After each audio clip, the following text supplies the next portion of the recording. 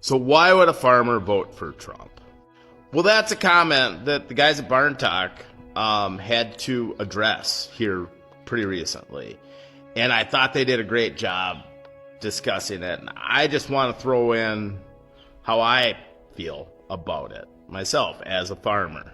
I don't like getting really political. Like if I remember when I was younger, when I was like 30 years old, man, I really got into politics aggressively.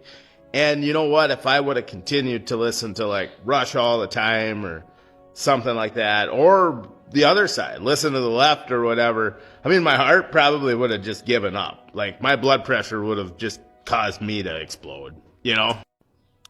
But as a farmer, I do feel like the Trump thing is like really important because there's some farmers that I think have it like not right. They're pretty wrong on this. So first off, I'm not a Republican. I'm not a Democrat. I'm not registered as one party at all. I'm independent. And over the years, I've actually probably voted for more independents when it comes to the presidential elections. My very first vote went to Ross Perot, and to this day I'll say he was right and I was right for voting for him.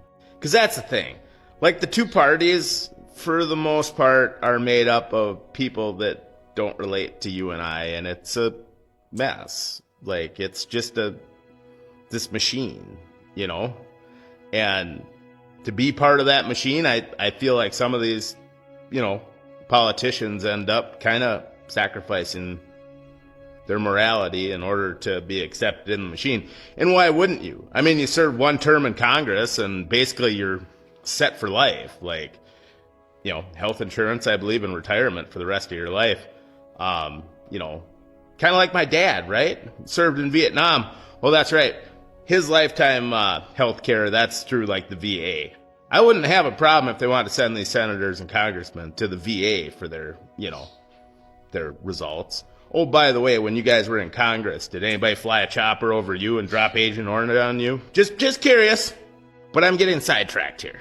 So anyways, over the years, I have voted for, you know, in presidential elections, mostly independents. But Trump had my vote. I think McCain had my vote, too, if I remember right. Or maybe I did go independent on that one, too. I'll be honest with you guys, I was not an Al Gore fan. Wasn't a real big Obama fan either, you know? And that came from the fact that all this guy's ever been is a political activist or community organizer and then a politician. Has he ever made money? Has he ever been in business? Well, no. So that was my problem with Obama. I will say this, though. His idea of making sure people could get health care, I do think as a developed nation that there's nothing wrong with us, the thought of allowing health care. I don't know how to do it. I don't know how to do it. But I don't see in this country why anybody should go without health care or go hungry. I just don't. And obviously, if you just give free health care to everybody, it kind of screws up the system. Because you got people that, well, if it's free and they have nothing better to do, they're going to go to the doctor. And obviously, that's a problem. So I don't know how to do this. Like, maybe, I don't know. I'm getting sidetracked again, but maybe we have some catastrophic coverage for everybody, and then you just pay out of pocket for your colds and your, you know, your backache and your athlete's foot. I don't know. But anyways, that's completely off topic. So let's get to Trump. Trump reminded me of Ross Perot. Like, both sides hated him. Like, you remember Jeb Bush going after Trump? Like, you know, oh, this guy can't be it. The Republicans hate him. Look at the way Mike Pence turned on him. And both the right and the left have been trying to put him in prison. You know, like for what? Like compared to some of the shenanigans these other politicians have pulled, it's nothing. The whole January 6th thing, my gosh. I've seen the videos. Like, oh yeah, that insurrection. It was like people trying to make it sound like this was this moment in our country's history that defined our country. Like, we're going to write another, you know, Star Spangled Banner about it because this is probably as important as the War of 1812, right? Stupid. Just use your heads. You know, and not to mention the whole COVID thing. Like, do you know I had people that were angry at me, downright angry at me because I didn't get vaccinated. They're like, how dare you not get vaccinated? You're endangering my health. But wait a minute. So you're vaccinated, but I'm going to get you sick because I'm not vaccinated. Like, I'm sorry. I have common sense. But anyways, I'm getting sidetracked again here. But either side doesn't like Trump, right? Well, that tells me that's a good thing. Because I don't care what side you are. If you're like, well, it's the lesser of two evils, they're both still evil, right? So what about being a farmer, okay? Well, so under Trump, he's like the first president since the 60s? Like JFK even acknowledged that there's farmers? I guess Reagan did some too, but like no one even cares about farmers, and Trump was like, hey, thanks, guys.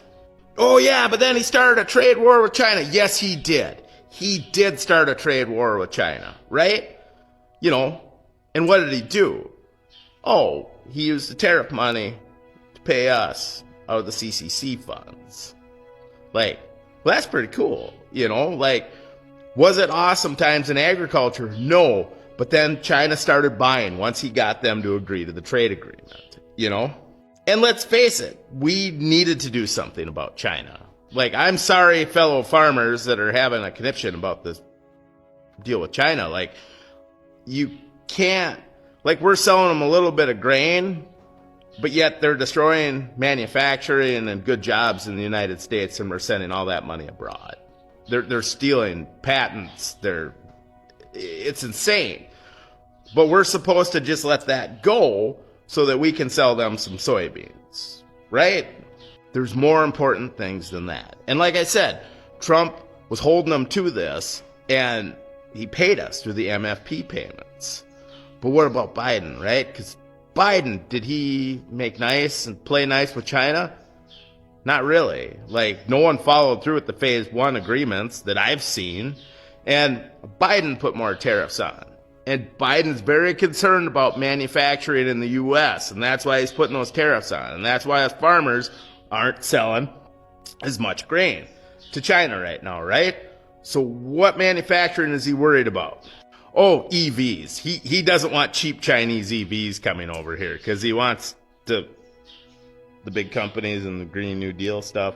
Yeah, they want to sell a lot of EVs, so... Boy, as a farmer, I really would love to see lots of EVs. I mean, that'd really help demand, wouldn't it? Man, a lot of EVs. I mean, just think of the ethanol that wait. Oh, man. But don't worry. It was all going to be good because we were going to get sustainable aviation fuel. And remember at Commodity Classic, the big announcement was coming out about sustainable aviation fuel. And what happened? Well, they didn't announce it. And then like a month later or whatever, they come to find out, oh yeah, you'll be able to use sustainable aviation fuel made from ethanol, but it has to be, cover cropped and no-tilled and use efficient fertilizer or something like that. No one even really get taken by the inputs. So yeah, Trump hurt our market, and then he paid us for it. It seemed okay to me. So first, they tried to say that Trump was colluding with Russia, and as it turns out, it looked like the Democrats and Facebook and Meta and all that were actually kind of working with that to make it look like it. And then COVID was a scam, and then they tried to throw him in jail, and they're suing him for everything, and yeah, he's the guy for me.